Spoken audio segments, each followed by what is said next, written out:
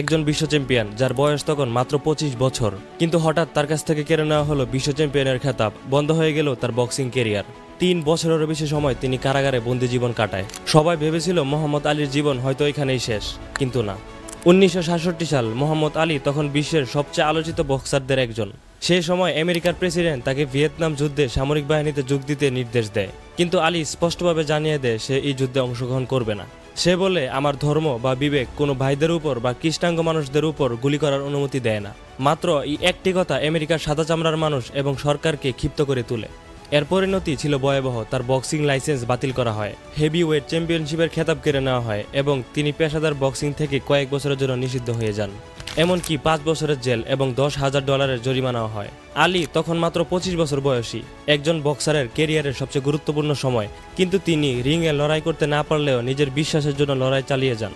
প্রায় 3.5 বছর তিনি কোনো পেশাদার বক্সিং ম্যাচ খেলতে পারেননি। অনেকেই মনে করেছিল আলীর সেরা সময় হয়তো শেষ, কিন্তু দীর্ঘ প্রচেষ্টা ও পরিশ্রমের পর 1970 সালে তিনি আবার রিংয়ে ফিরে আসেন, আর তখন শুরু হয় তার জীবনের দ্বিতীয় অধ্যায়। ফিরে আসার পর আলী একের পর এক লড়াই করতে থাকেন, তবে তার সামনে ছিল আরো বড় পরীক্ষা। 1974 সালে মুখোমুখি হলেন তৎকালীন অপরাজিত হেভিওয়েট চ্যাম্পিয়ন জর্জ ফোরম্যানের। ফোরম্যানও ছিলেন তৎকালীন ভয়ঙ্কর শক্তিশালী বক্সার। অনেকেই মনে করছিল আলীর পক্ষে তাকে হারানো প্রায় অসম্ভব, কিন্তু মোহাম্মদ আলী ব্যবহার করেন তার বিখ্যাত রূপেডব কৌশল, যেখানে সে টানা অনেকগুলো ঘুষি খায় এবং তার প্রতিপক্ষকে ক্লান্ত করে তোলে। শেষ পর্যন্ত 8ম রাউন্ডে এক ঘুষিতে ফোরম্যানকে নকআউট করে দেন মোহাম্মদ আলী। আর এভাবেই 3 বছরেরও বেশি সময় রিংয়ের বাইরে থাকার পর মোহাম্মদ আলী আবার হয়ে গেলেন heavyweight champion.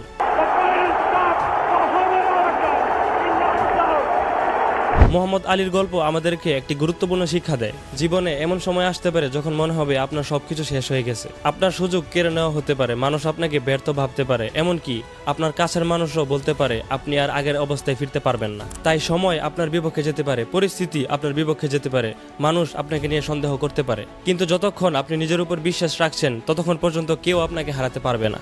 Never give up, because your greatest comeback may be just one step away.